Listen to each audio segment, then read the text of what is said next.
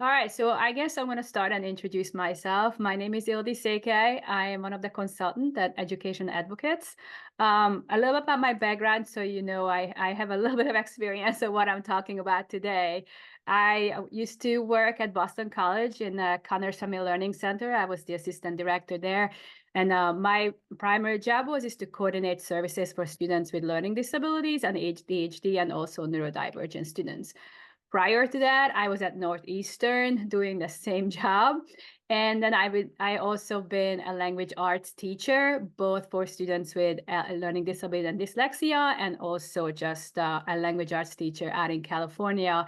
So I have an understanding of what a classroom looks like and how IEPs and 504s work. And I also have an extensive knowledge of how accommodations are and support system works at the college setting.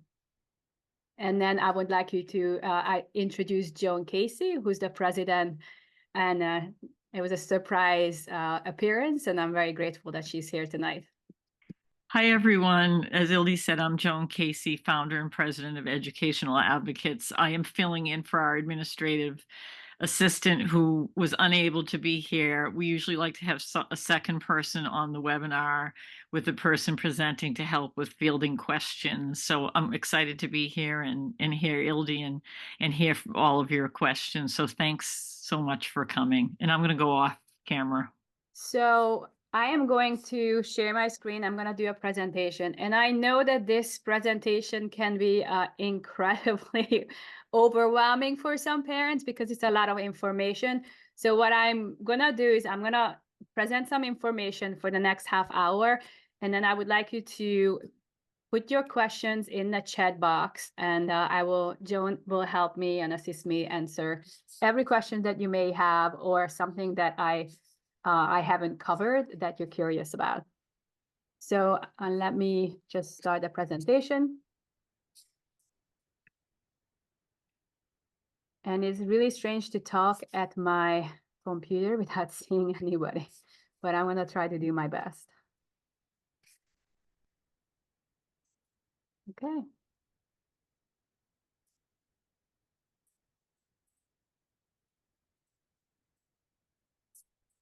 All right. So I'm in presentation mode. Yay. Okay. So today I'm going to touch upon these few components. I'm going to talk to you about a little bit about the law. I don't want to spend too much on it, but I think it's very important that parents understand that the law governing high school is very different than the laws governing the college setting. And that will come into play when you're looking for colleges, the support system, as well as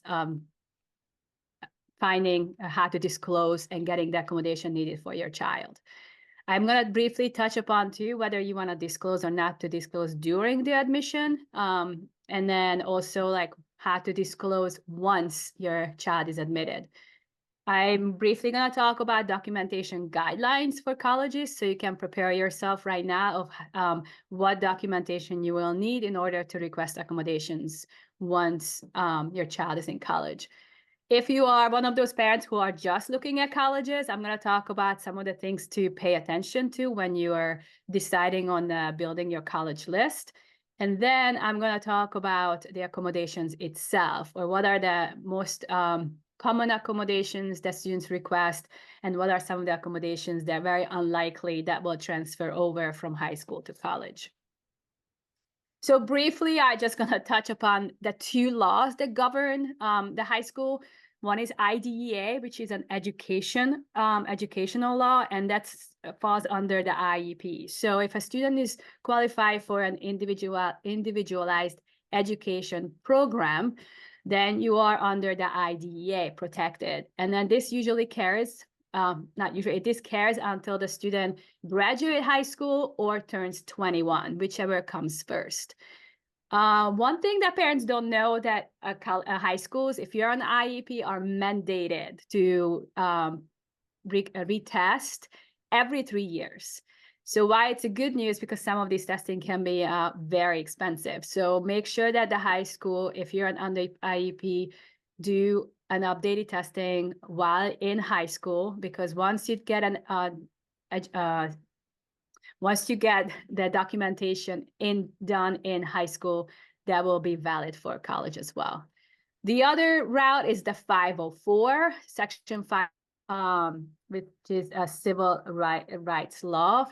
Again, this is usually covered for physical health impairment. Most ADHD falls under this because it's considered a health impairment. So if your child has an ADHD, you're more likely are on a 504 plan, unless there are other reasons you are qualified for IDEA. One thing about 504 that gets confusing to parents, because 504, if you're on a 504 plan, right? So high schools are mandated to provide some kind of an accommodation plan. The plan does not carry over to college, and colleges do reference 504 because the law itself, the Civil Rights Law and ADA, Americans with Disabilities Act, do protect students in college, but the plan itself stops in high school. So you have to redo the entire process once you are in college. The nice thing about college is once you get approved for accommodations, your student is set for the entire college career. They don't have to re-request every year. The thing that I really want to touch upon that's I think an important component is what can your role be right now to support in high school, to support your child, to make sure that they're ready for college when it comes to their academic support. As you know, you're probably very actively involved if your child is under a 504 plan or an IEP plan, that you're very much advocating for their services, because it's the parent and schools that initiates the service. It's basically you are running the show. What happens in college is you're no longer in charge, and that can be very difficult for some students because they do have to initiate the services. They have to ask for the accommodations, and they have to do the interview if it comes with an interview, and talk to the specialist there of what support they will need. So one thing you can prep your child is to kind of internalize what are some of the support they're using in high school that's very beneficial for them, that they know they will need once they get into college. Colleges are no longer ensuring success, which high school does, right? You make sure that a student goes through and graduates. Colleges provide equal access. So they no longer modifying the curriculum, and I will touch upon that later. So the student needs to meet the standards of the college, meet the standards to get in and meet the standards to get out of college. And I think the other one that's important is that functional impact. That phrase you're gonna hear a lot in college. What is the functional impact of the disability that affects the student's learning? And that's where the reasonable accommodations come in place. And I think here I just kind of want to showcase of the differences that we can prepare our students and how to succeed transitioning into college, right? Because and always highlight this to parents that high school is very, very structured. You know, you wake your student up. If they get up on their own, that's amazing. But they're in school, right, from 8 or 9 to 4 or 3, and then they go to extracurricular. So their life is very structured. In college, they have to create their own structure. And in and itself, that can be very catastrophic for someone with executive functioning. So making sure that there's a plan set in place for the student to have a structured environment is going to be very important. So finding the college that have great academic advising that tells the students, sorry, I'm admitting someone, helps the student to guide them what courses to take, even on the freshman year, can be very helpful. And I can talk about this a little bit later, but let me give you an example from BC, right?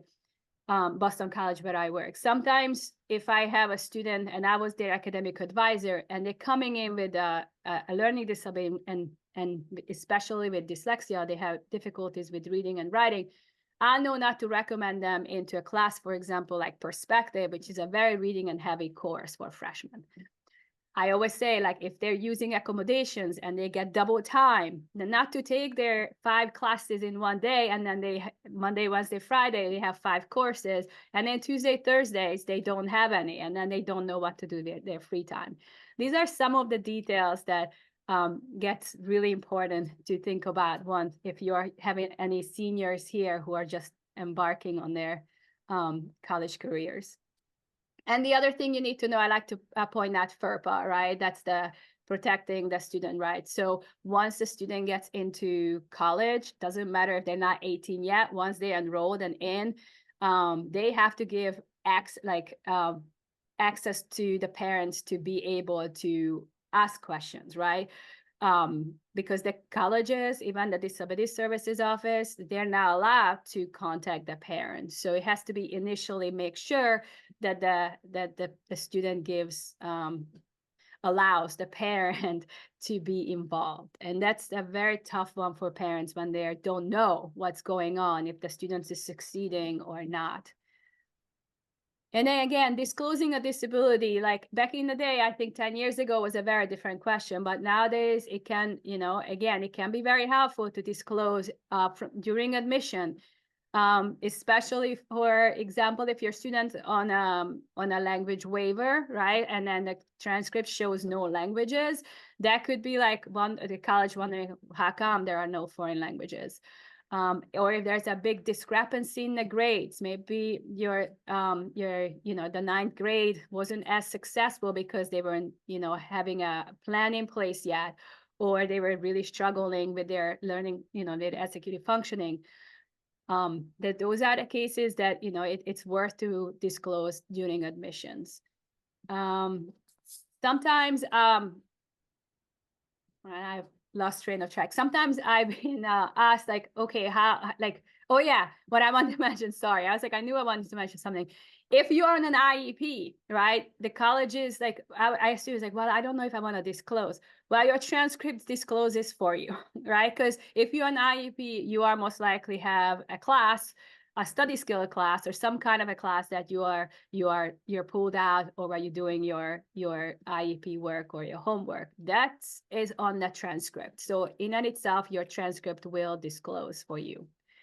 I had cases where students were, for example, I have a student who's a very good student, and they got a C in one of their favorite classes.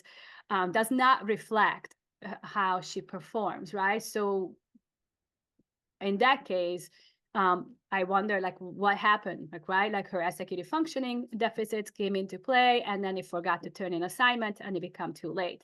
But the colleges would wonder, like, what's happening with an A student has a C in one of their best classes. So in those cases, like, how to disclose? Maybe the school counselor, if they knows the student well, can write it in their letter recommendation. Sometimes I had students, some colleges allow for another recommender where, where the study skills teacher can write a letter recommendation explaining all the difficulties. And there's also in additional information, a common app where the student can write, maybe a paragraph of their difficulties. The one big mistake parents make, just because you disclose to the colleges during application, that does not mean that the student is disclosing to the disability services. And I encountered that a lot at BC, saying, oh, we disclose to the admissions. Admission and disability services offices do not communicate. They can release the data. So once you get accepted to the college and then you pay the deposit, then you can start requesting the accommodations from the appropriate office. And I say appropriate office because every college, I wish they stuck to the same acronym, but they're using Disability Services Office, Accessibility Services Office, Office of Disability. So make sure you find the right acronym for the right name for the school. Again, this is just briefly, like, once you got in, accepted, then the process of disclosing to the appropriate office and requesting accommodations comes in play. I had a few students who, wanted accommodation but they did not want to provide their evaluation. You can't do that, unfortunately. So Disclosing and requesting accommodation is a personal decision. However, if a student really wants to pursue accommodations, they must disclose to the appropriate office. And again, emphasis on the student initiates the interactive process. It is an interactive process, and the reason I'm focusing on that because the student has to sit down with the appropriate staff to talk about their difficulties, to talk about what accommodations they wanna utilize while they are in college. Okay, documentation guidelines. I always get this question. So again, this varies how flexible a college is, a university is when they're requesting documentations, but not that flexible that if your documentation was done in 6th or 5th grade, that will be valid. So I always say err on the side of updating while the student is in high school. So that way that documentation will be quite valid once you get into the university. Some colleges are stricter than others, and I can attest to that because I worked at one. Northeastern University is very picky when it comes to their documentation guidelines. They actually require that the testing will be done on adult norms.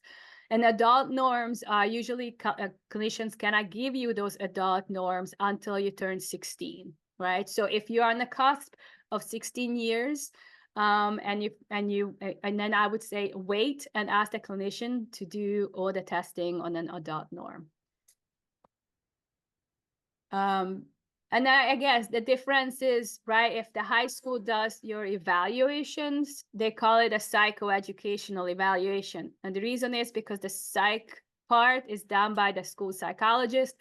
The educational part is done by the special education, the teacher.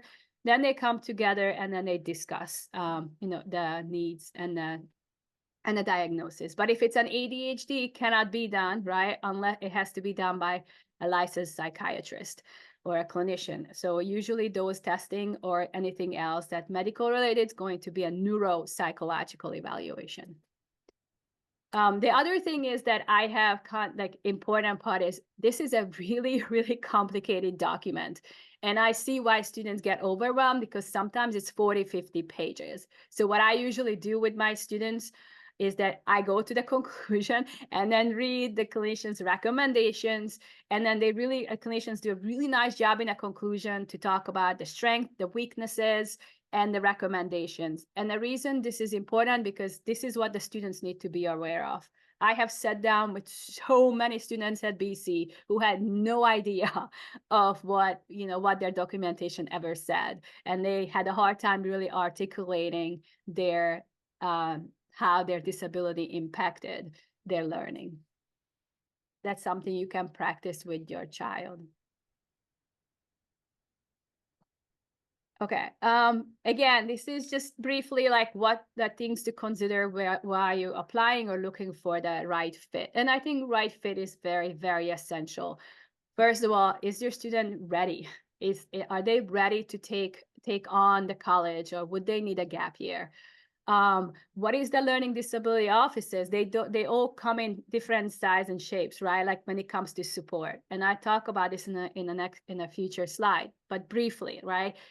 Every college is mandated to provide accommodations. However, some colleges go on above and beyond to support their students. So you have to learn which colleges are supportive, which colleges offers the right amount of help for their students. If their support system is centralized, if I have a student with executive functioning, right, difficulties, and they have to go to their math tutoring or math help for a different building, then their writing center in a different building, and they have, I have to figure out where my disability office is in a completely different building. That might be in and itself overwhelming for the student. Is the campus culture, right? Is it collaborative or a kind of a competitive environment that fits the student with your learning needs? Do the colleges have the programs or academic interest that aligns with your student? Are there clubs and organizations that excites them, right? Statistically, research shows that if the students don't get involved right away from their freshman year to clubs and organizations, they're less likely to return to the school because they don't feel like they belong there. And then again, can the student meet the academic profile of that institution? Because regardless of your disability, you do have to meet the general requirements of the college when you're applying. Again, the good news is nowadays, I think colleges have come really far in their support system. There are academic support in every college that's unrelated to the Disability Services Office. So they consider tutoring as their specialized services in some ways. They consider, like, they provide supplemental instruction sometimes, like peer groups, tutoring. Sometimes they even offer academic coaching for all students, not just students with disabilities, mentoring, advising. Like WPI have 3 different mentors when you come in, right? So again, you might want to look into that, and sometimes that's enough for a student, a neurodivergent student, but sometimes you will need to do the accommodations. And then that's what, oops, sorry, I went a little too far.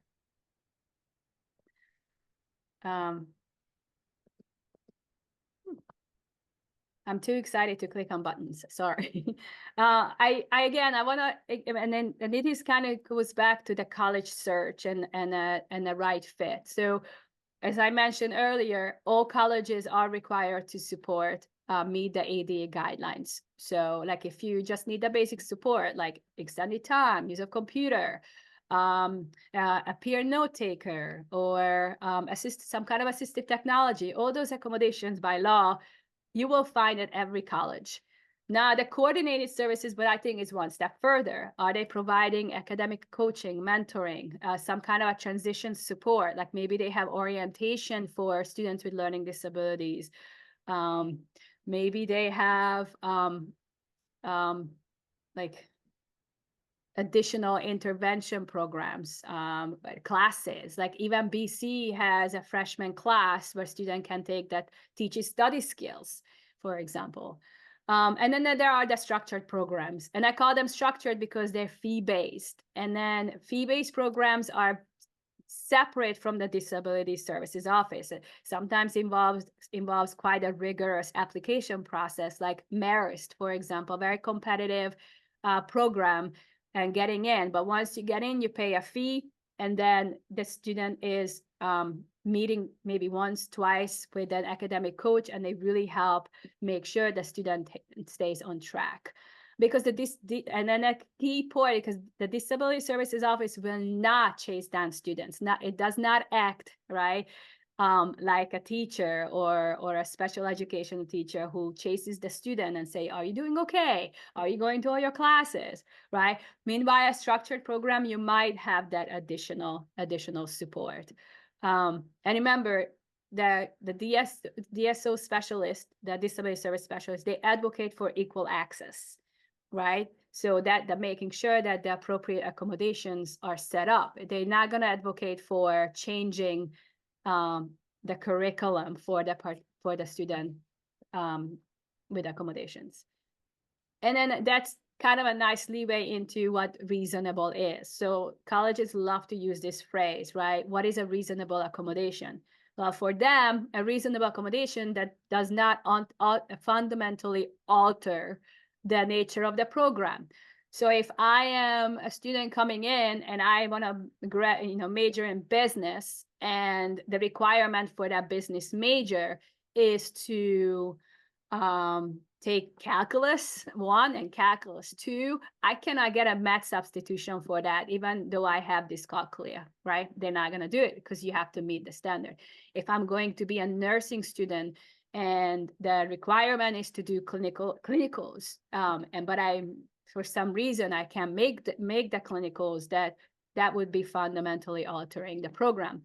And a last example, like international business or international relations that maybe require a foreign language, even though you had a foreign language waiver, that would be fundamentally altering the requirement for that program, and they would encourage you that maybe that major is not the right major for you. Again, these accommodations are determined case by case basis. So usually there are a group of people, maybe it's in-house, 2 or 3 disability specialists who review, like at BC, like 3 people read, review accommodations, talk with the student, and come to terms. Sometimes they step back, like Harvard, and say, no, we don't want to get involved. They hire an outside party, and they can determine what the accommodation the student will receive. And then I think I get this a question a lot. So, and I'm not gonna go over every single one of them, but these are the most common accommodations that usually tend to get approved for neurodivergent students. The one thing I want to talk about is note-taking assistance that has changed over the course of the year. Luckily, over the years. Luckily, now there's amazing systems are out there. Most colleges are now use Glean. I actually brought that into BC. Like, I was very excited. They capture the audio recording, and then the student can either use their phone or they use their computer, and then they even mark the sections where they got distracted, and it's even transcribes the lecture. So that's a really great assistive technology, because college is now moving away from peer note takers. Not all of them, but generally speaking, they find that not as useful as assistive technology. Some hidden gems are out there are priority registrations. Priority registrations, basically students with the disability office may get to sign up for courses ahead of others. So allowing them to find the courses that best suits their academic or learning needs. But that's, again, varies from college, university to university. I know at BC, it goes away junior, senior year. It's only for the first 2 years. Ironically, when you come in as a freshman, you get the last picks, right? So it really does not make any difference for freshman year. The few things that you see here that I think the foreign language waiver substitution, again, if you have a child that hasn't taken any foreign language all 4 years, I would definitely get that put into the IEP or the 504 that they had a language waiver substitution. Otherwise, some colleges will ask the student to try the language, even though if you have taken 2 or 3 years, or maybe 2 years and you couldn't handle it, the college most likely will ask to try it again. At least that's how BC was, and see if how you succeed. One that I really want to touch upon that I highly recommend for a lot of students, that's a hidden gem, is the reduced course load. Reduced course load means you take one course less, and usually it's to make sure that you are taking 12 credits. 12 credits is usually equivalent to being a full-time student. But a lot of colleges require 15 credits, right? Like 5 courses to take on as a freshman. But reduced course load, you can qualify for. That means you can take one less and then make those up in the summer. And that's where that kind of a trick comes in, is asking the office, if my student qualifies, who pays for it, right? Because if you qualify for a fee waiver, which is really nice, then that you can take that course over in the summer and you don't have to pay extra tuition. These are some of the most common accommodations that you see in high school that do not carry over. And I think this is where the executive functioning comes in. Like, students are expecting study guides. There are no study guides. They have to create their own. No such thing as word banks, no such thing as flexibility with attendance, unless it's a medical issue. Like, there is a medical condition, a flare-up, where they had to miss. But it's very, very rare that a college will allow flexibility with attendance, or flexibility or extended deadlines, with assignments.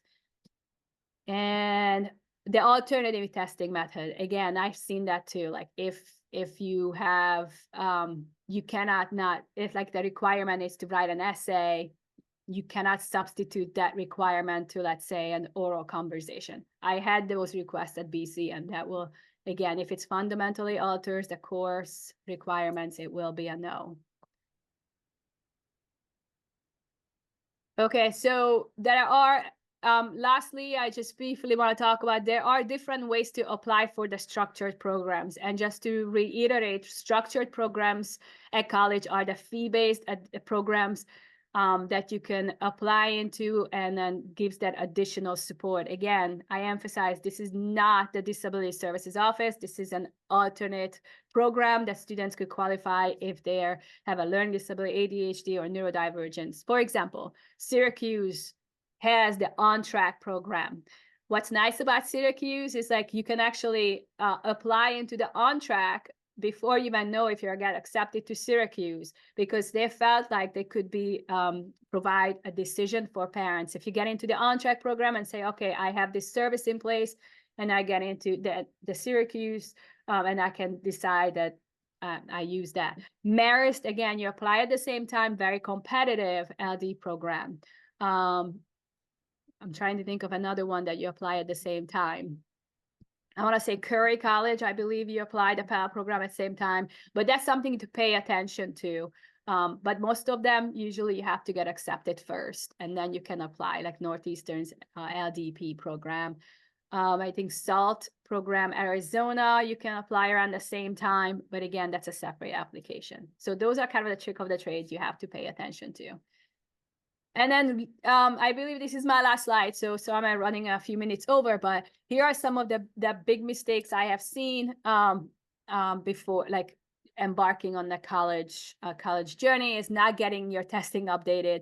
And I know that sounds redundant, but I had students in tears in my office at BC because they really needed the accommodations, and their evaluation was done in the 6th grade, and BC was not budge on that. Like, because you're fundamentally a very different person when you were in 6th grade. So that poor child had to wait, you know, sometimes it takes months to get the evaluation, even the date to get in, and then the evaluation to write up, and then to request accommodations. So make sure everything is set, because once you get approved for accommodation, you're all set. And then the student can decide to use them or not to use them, but they are set in place. Waiting too long. Again, I didn't talk too much about SATs and testing accommodation, but the nice thing about nowadays that if you're taking the SATs, ACTs, they're very much streamlined to make sure that you're getting that additional time for those tests. Students not being honest with themselves, whether they're ready or not. Again, it's a huge step. Or choosing a college. I have encountered sometimes students get very stubborn and adamant about going to a place that might not meet their academic needs, or even social needs, right? Ignoring, and I had this too at BC, ignoring the advice to taking a reduced course load. And again, I always say, if you're not taking a reduced course load, then find one class in college that's an easy A from the get-go. Could be an art class, or could be one of those easy electives. So it just takes the stress off. And I think this is one for you, parents, is to doing for your children what they can do for themselves. And I think that comes into place for, like, let's say medication. There is no overview of medication, right, in college, while you are maybe administering an ADHD medication or any kind of medication for your child at home. He has to do that. They will have to do that in college on their own. There is no service that will monitor them. So again, that's a huge step. Or even like asking for or making their appointments, make doctor's appointments. So everything that you think you could step back and help and have them do on their own, this is the time to do. And I guess it's time for questions. And I know I have probably overwhelmed all of you with all this information, but I'm happy to answer any questions you may have. So Ildi, we have a question here. Do all or most universities provide access to a fee-based LD structured program? No, and that's the honest answer. I think they're coming very I think they're quite limited, but it's growing, right? So I was just trying to think. So there are only 2 colleges in this country that really serves with students with LD. That's Landmark and Beacon, right? But there are colleges like Dean and Curry that's more catering, and maybe Joe, you can help me. I'm blanking one in Florida. Lynn, right? Lynn. Lynn, Yeah. yeah. I mean, Lynn is so, I mean, examples of colleges with structured programs are, Ildy went over some of them earlier, like University of Arizona and the SALT program. American University has a program, Marist, the, Curry, Lynn University, University of Denver, there's quite a few. Yeah. Um, so, but there's not as many as you would think. So, we've had situations where somebody might go to like that more mid-level coordinated services where they use academic support, and then there's a point person for them in disability services. But we might say, if you're going to go that route, like Ildi and I might say, there's a number of outside organizations that we sometimes recommend for our graduating seniors so that they have more scaffolding at the college they're going to go to. Because the issue is disability services at all colleges not always adequate, but sometimes those schools with the structured programs aren't necessarily the right fit for a student. So, we don't just like help them get in and then say like, good luck, you're on your own. Like if we realize like they're not 100% ready, they're going to need help. We meet with the student and family, and we have resources that we can bring in to help those students continue forward. So, like an example is an organization called Focus Collegiate that can be really helpful to some students, and there's others out there like that. One thing, like one trick of the trade, like if you're looking at a college, I always say go to the accessibility services office, disability services office, and check out their staff, right? If it's like a school with 10,000 students and there's only one staff, one person running the show, you'll know that person is going to be incredibly overwhelmed and how much that one person can really support.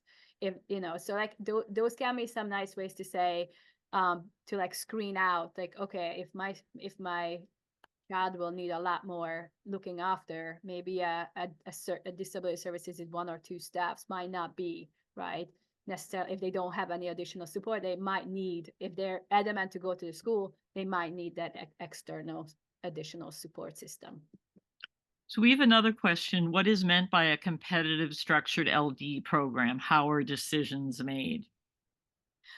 Well, I think the only one I can think of is Marist, right? So like I think competitors because they have probably limited number, right? And then they really screening out who will they admit. And I heard instances where like the student really needed it, but they were not admitted. And then also I think it's based on the interview. Like I think they're trying to screen out all those students who really want to be there. And believe it or not, sometimes the parents want it more than the student. And if they feel like the student will not do their job of showing up and coming and really advocating for themselves, that they don't want to waste their time of, I hate to say this, but working with someone who doesn't want to work. And I've seen that, at Northeastern, that their parents really push for this and you pay the big bucks, but the student is not buying into it. Right. So I think the only one I can really think of that's right, Joan, that's very competitive, I've been hearing, is Marist. Yeah, I think what you said is exactly right. It's funny that sometimes they also, like, I think Merrimack sometimes doesn't admit students if they did too well in high school, which really doesn't make sense. Like maybe a student got a lot of A's and B's, but they had a lot of structure, help from their parents, tutors, their learning center teacher. But colleges have their own way of doing things. So, but I think it's mostly, they want to make sure the student will take advantage of the services, and like the Marist program is a great example. It's really for students with executive function challenges. It's not really for students that, like, say, need somebody to talk through a paper with, or struggle with reading comprehension and need, to bounce ideas. That's not what their program is. So, that's the other thing. There can be structured programs, but do they fit your particular child's needs? So they can really vary.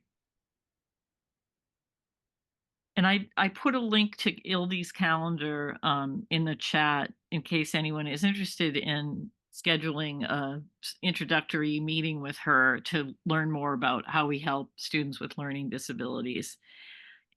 Are there any other questions? Did you answer all? I see 8. I can access it.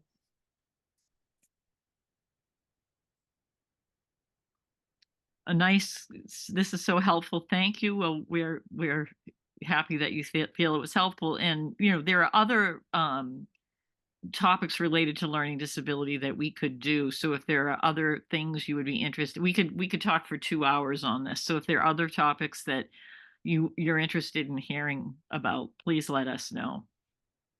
Or any questions about the actual process of applying. Mhm.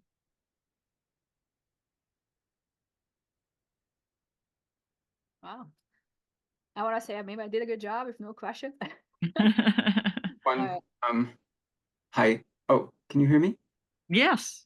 I was just curious if maybe you already mentioned this and I missed it. Is there like a version of the slide deck or the most important tips from the slide deck? Is that something that would be available? Because I don't know if I got everything down. Yeah, well, we're gonna send out the presentation too after the meeting, Oh, okay. in the Yes. next couple of days, so you'll have access to the slides. Oh, And perfect. I have tons of, um, like, I know who you are. Right? I have tons of information for you. So don't worry. Super. Thank you so Yeah. much. Yeah, sure. Okay. Okay. So we have one more question. If a child does well but below the usual grades for English, example B plus as opposed to A plus in other classes, does it make sense to disclose? Do you want me to do that one, Ildi, or do you want to? No, go ahead.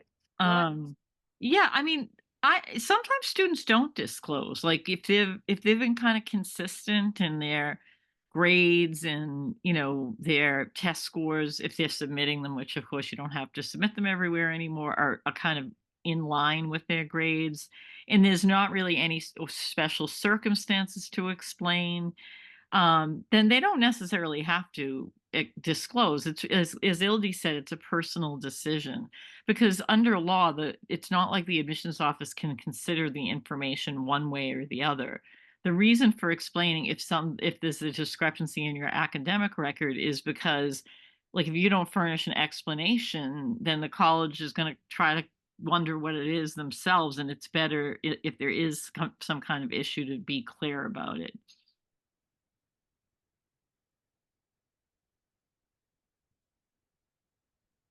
You're welcome. You're welcome. I mean, it can be. I think that the ultimate is navigating the system once you're in, and I think that the hardest part is that everything is now on the student, right? And I think it's a huge jump from high school to college because now they have to navigate, and I think the freshman year is not just like the smallest part is academics. I think the rest is the biggest part is navigating to live with someone unless you qualify for a single dorm, but that's another question, right? Does the colleges have that ability to provide singles for for something like an LD or ADHD? I tell you that BC does not. So like a full disclosure, right? They don't consider that's a medically necessary for a single. And navigating, the classes, making sure you get there, or not taking an 8 o'clock class if you're not a morning person, taking your meds and making sure that you have the right amount for the semester. It's just there's a lot going on, and then on top of that, I think the hardest part I found working with kids, especially at BC, is that fine, you're approved for accommodation, then what? Like, all right, now you have to request your letters to your professors, right? Because usually that's the case. You have to take these letters to your professors, or maybe you can email them, but now you have to advocate for your own accommodations, which you haven't needed to do in high school, right? Because the teachers were aware. Here now you have to advocate. And not only that, like, I think the hardest part, especially if you have an executive functioning deficit, is planning things out. Because okay, now I'm qualified for extended time, but where am I going to take that test? And most of the colleges, you're not taking it in a classroom, right? Especially if you qualify for a distraction reduced environment. Now I have to navigate, okay, where am I taking it? Oh, I have a test center. Okay, but how am I going to book those appointments? Oh, now I have another system. I have to log in and make sure I reserve my seats. But now I have to think about that at least 2 weeks ahead, because like lot of the colleges have required to book your testing 2 weeks ahead. So now there is like, wow, right? So this can be quite overwhelming in like an institution that's large, and they really like, now you have all these extra steps, not just getting the accommodation down, but planning it out ahead of time to make sure that, oh, that, you can take your test in that setting. And then of So, course, sorry. oh no, sorry. No, I was just going to say there's another question, but finish your thought. Yeah. Sorry about And that. then like just lastly, like, okay, so what if I have a student who really need a single room for the ADHD and that college doesn't provide that because they can't, right? Again, I'm not trying to throw BC under the bus, but BC doesn't have private rooms. They have 2 rooms and it's usually 20 students, and then students come in and out during testing. So now in and itself, like it's distraction reduced, but it's not a place where you can take your test on your own. So a lot goes into making sure that you have a successful first year in college, and then you find that right support system for yourself. So the other question is, my daughter is currently a freshman in high school at an out of district placement specialized school. She gets all A's but needs so much support for writing. What should I focus on for her over the years? And then as a follow up to that, academically, she's very bright but unable to answer open ended questions on her own. Yeah, I mean, it's also development, right? I used to work at Landmark High School, which is exactly a school, and a lot of students came outsourced. Like it was it's a school specifically for learning disability dyslexia. Learning disabilities, ADHD, sorry. And you have to be patient for your child too, because cognitively they are a few years behind, right? Like there's a lot of growth that happens from freshman year to even senior year. And I think what you can do is just give them the scaffolding and with the teachers of how to approach these open-ended questions over the 4 years, and giving them more and more independence when it comes to that. I don't know if that really answered, but I think a lot of, scaffolding and patience. Yeah, we would need to know more I know, yeah, information, but yeah. that in general, yeah, that makes so much sense. And then you can be successful. I mean, I had students who at BC from Landmark, who actually, became very successful students, and they came from a very, very structured environment. Yeah.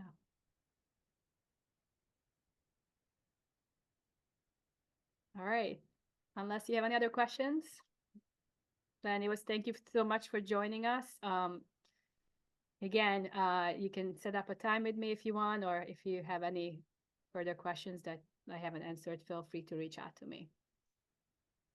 And have a good night. Thank you. Mhm.